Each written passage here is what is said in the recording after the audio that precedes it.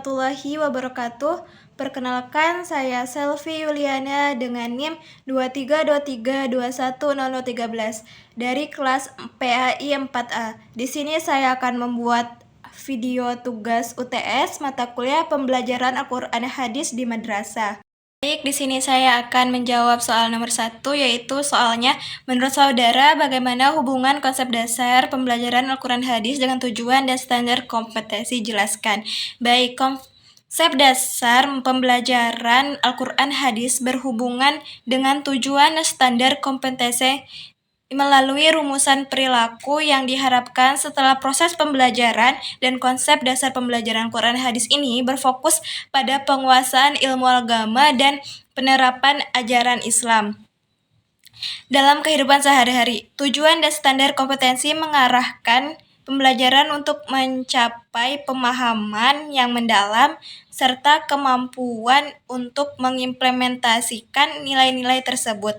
Dengan kata lain, standar kompetensi ini menjadi pedoman dalam penyusun kurikulum dan metodologi pembelajaran agar sesuai dengan tujuan pendidikan Islam. Standar kompetensi ini mencakup kognitif, itu yaitu pengetahuan, afektif, sikap, dan psikomotorik adalah keterampilan. Baik, soal yang kedua yaitu apa yang kamu ketahui tentang silabus atau TP dan ATP dan kurikulum serta bagaimana hubungan keduanya? Jelaskan dengan alasan. Yang pertama yaitu silabus. Silabus adalah dokumen yang merinci rencana pembelajaran untuk suatu mata pelajaran atau program studi. Dan yang kedua yaitu ATP. ATP yaitu alokasi waktu pembelajaran, yaitu rincian waktu yang dialokasikan setiap materi dalam silabus. Dan kurikulum yaitu kurikulum adalah kerangka kerja yang lebih luas yang mencakup semua aspek pendidikan di suatu lembaga. Hubungan antara silabus, ATP, dan kurikulum adalah 1. Kurikulum sebagai dasar. Kurikulum ini memberikan panduan umum tentang tujuan pendidikan dan kompetensi yang harus dicapai. Silabus dan ATP merupakan implementasi dari kurikulum tersebut. Kedua yaitu hubungannya silabus sebagai rincian kurikulum. Silabus ini mendetailkan apa yang harus diajarkan berdasarkan kurikulum. Dengan kata lain, silabus adalah bagian dari kurikulum yang merinci materi dan metode. Yang ketiga yaitu ATP mendukung silabus. ATP mengatur alokasi waktu untuk setiap materi dalam silabus. Tanpa ATP, silabus mungkin tidak dapat diaplikasikan dengan efektif karena tidak ada panduan waktu yang jelas. Yang keempat yaitu keterikatan dalam proses pembelajaran. Keduanya, silabus dan ATP berfungsi untuk memastikan bahwa pembelajaran berlangsung terstruktur dan terencana sesuai dengan yang ditetapkan dalam kurikulum. Alasan hubungan ini penting yaitu 1. Memastikan bahwa semua elemen pendidikan selaras dan mendukung satu sama lain. Yang ketiga yaitu efisiensi dan pencapaian tujuan. Selanjutnya soal nomor 3 yaitu apa yang kamu ketahui tentang model dan metode serta apa hubungan keduanya? Jelaskan dengan ada alasan. Model pembelajaran adalah kerangka kerja yang mencakup berbagai metode, strategi, dan pendekatan untuk mencapai tujuan pembelajaran.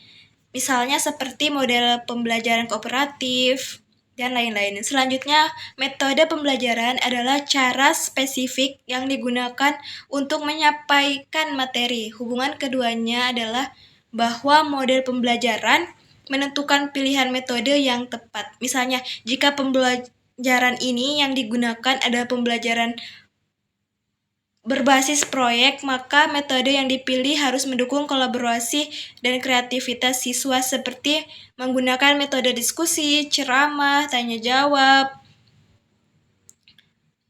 dan lain-lain. Selanjutnya soal nomor 4 yaitu apa perbedaan sumber dan media serta bagaimana hubungan keduanya? Jelaskan dengan alasan. Sumber pembelajaran adalah segala sesuatu yang dapat digunakan untuk membantu proses belajar yang merujuk pada bahan atau informasi yang digunakan dalam proses belajar seperti orang, buku, artikel, website, atau data. Dan media pembelajaran adalah alat atau saluran yang digunakan untuk menyampaikan sumber tersebut seperti video, gambar, atau alat peraga atau menggunakan alat proyektor. Hubungan keduanya terletak pada fungsi yang dalam penyampaian sumber kepada siswa. Media yang efektif dapat meningkatkan pemahaman siswa terhadap sumber yang diajarkan. Dan soal yang terakhir yaitu, apa yang kamu ketahui tentang penilaian dan evaluasi dan bagaimana hubungan keduanya? Jelaskan dengan alasan.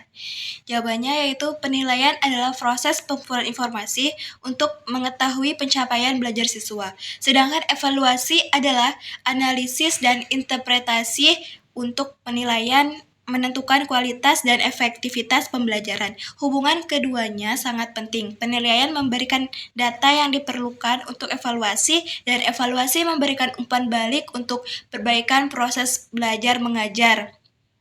Dengan demikian, keduanya saling melengkapi untuk meningkatkan mutu pendidikan. Evaluasi ini mengukur bahwa sukses atau tidaknya proses atau tujuan pembelajaran. Baik, sekian jawaban dari saya. Kurang dan lebihnya mohon maaf dan terima kasih. Wassalamualaikum warahmatullahi wabarakatuh.